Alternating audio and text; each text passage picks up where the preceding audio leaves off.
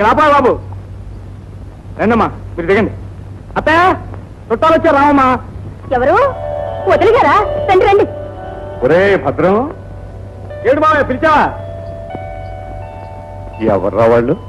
అబ్బా, అడిగావా? నీతో చెప్పా చేయకుండా తాంబూలాలు గుచ్చేసుకుని ముహూర్తాలు పెట్టించేసి ఆ తర్వాత నీతో చెబుదాం అనుకున్నాను. నా ప్లాన్ అంతా పాడు చేసావు మామయ్య. తాంబూలాలు ఏమిటి, ముహూర్తాలు ఏమిటి? నీకేమైనా పెళ్లి సంబంధమా? అవును, నా పెళ్లిడికి వచ్చిన 2 ఆడపిల్లలు ఇంట్లో పెట్టుకుని నేను ఎలా పెళ్లి చేసుకుంటాను అనుకున్నావు మామయ్య. నీకన్నా చిన్నవాడినైనా నాకు బరువు బాధ్యతలు తెలుసు. మరైతే ఈ తతంగంతా ఎవరికరా? చెప్పేదాకా వదలవు. మన హైమకి. హైమక? నువ్వేమో హైమకు తొందరగా పెళ్లి చేసేద్దాం అనుకుంటున్నావా? మా అమ్మకేమో హైమను కోడలుగా చేసుకోవడం ఇష్టం లేదు. మరి నాకు తప్పుతుందా? అందుకని ఓ బ్రహ్మాండమైన సంబంధం చూశాను. మన హైమ సంగతి అంతా చెప్పేశాను. వాళ్ళు దానికి ఒప్పుకున్నారు. అవన్నీ సరేరా, అబ్బాయి ఎలా ఉంటాడో ఏమిటో చూడకుండా చేయకుండా ఎలా ఒప్పుకోవటం? అతనికి సెలవు దొరకలేదట. అందుకని వాళ్ళ అమ్మగారిని చూడమని, నచ్చితే వెంటనే ముహూర్తం పెట్టించేమని రాశాట. అదిగో ఆవిడే వాళ్ళ అమ్మగారు. ఒరే, ఇది పెళ్లిరా, బజార్లో కొనుక్కునే వస్తువు కాదు. నచ్చితే ఉంచుకోవడానికి, నచ్చకపోతే పారేయటానికి. ఏది ఏమైనా నేను కూడా అబ్బాయిని చూసి నాకు బాగా నచ్చితే గాని మిగతా విషయాలు మాట్లాడు. అమ్మాయి నాకెంతో నచ్చిందమ్మా. కుందన బొమ్మలా ఉంది. అదేనండి వదిన గారు, ఆ భగవంతుడు చేసిన మేలు. ఆ మాటలు లేని తనానికి తోడు కురుపిగా కూడా పుట్టిందనుకోండి. మా కడుపు కోత ఎలా ఉంటుందో ఒక్కసారి ఆలోచించండి. మా అక్క డాన్స్ కూడా బాగా చేస్తుందండి. మధ్యలో మా అమ్మే ఆపేసింది. లేకపోతే నన్ను కూడా మించిపోయేదే కదక్క. దానికి డాన్స్ నేర్చుకోవడానికి తీరికెక్కడదే పాపం.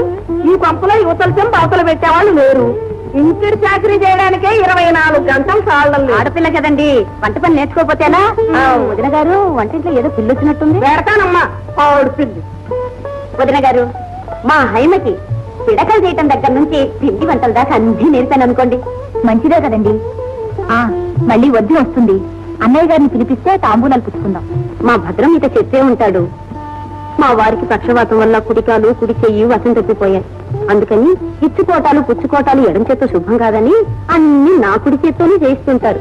పైగా మీ అబ్బాయికి మీ మీద ఎంత గురో మా వారికి నా మీద అంతే. మా అమ్మాయి మీకు నచ్చింది, మీరు నాకు నచ్చారు. ఇక లాంఛనాలు పూర్తి చేసుకోండి.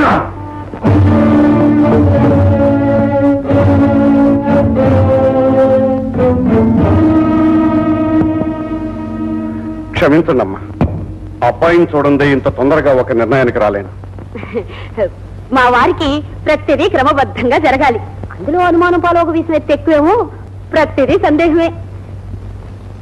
అబ్బాయి మీలాగే ఆజానుబాగువట. కనుముక్కు తీరు అచ్చం వదిన గారి పోలికేనటండి. త్రిపుర, అబ్బాయి అందగాడో అనాకారో తేల్చవలసింది నువ్వు నేను కాదే. ఆ కట్టుకోపోయేది అది మోగదైనా దానికి ఒక మనస్సుంది, అభిరుచి ఉంది. ఏమైనా సరే అది కూడా కళ్ళారా చూసుకుని అవుననే వరకు నేను మాత్రం మాట ఇవ్వలేను. దానికే ఉంది అన్నగారు, అలాగే కానివ్వండి.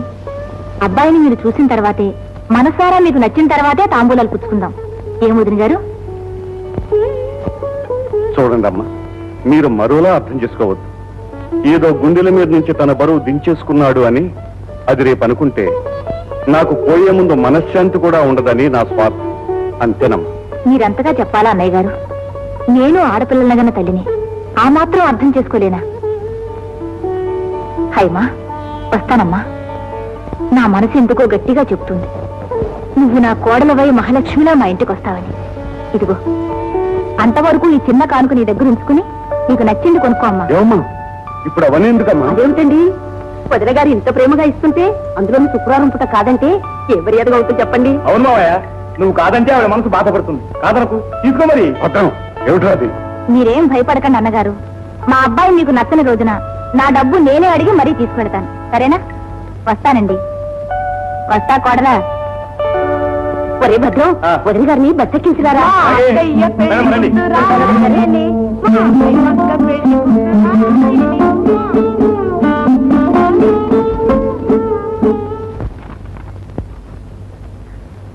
త్రిపురా, నువ్వు ఇంటి ఖర్చుకని అప్పుడప్పుడు తీసుకుంది 246 రూపాయల దాకా అయింది. ఆ 4 రూపాయలదే ఉందిలే, 250 రూపాయలు ఇచ్చేసి. 200 కర్మదినా, 500 తీసుకో, సంతోషం ఇస్తాను. కాకపోతే రేపు మా అమ్మాయి పెద్ద సినిమా యాక్టర్ అవుతే కొండంత డబ్బు లంకంత పేరుతో మీ భద్రానికి ఇవ్వాలనుకున్నాను. అదేం వద్దు, 200 చాలనుకుంటే మీ ఇష్టం. అయితే సినిమా యాక్టర్ అయితే అంత డబ్బు గడిస్తుందా? ఏమి ఎన్నగంటది వదినా? లక్షలు లక్షలు ఈ 2 చేతులు చాలు అనుకో లెక్కెట్టడానికి. అందుకేని నా కోడల ముఖాన జర్రెగొడ్డంత అదృష్ట లేకుంది. ఆ బాకీదే ఉందిలే, ఊరికే గుర్తు చేయడానికి చెప్పాను.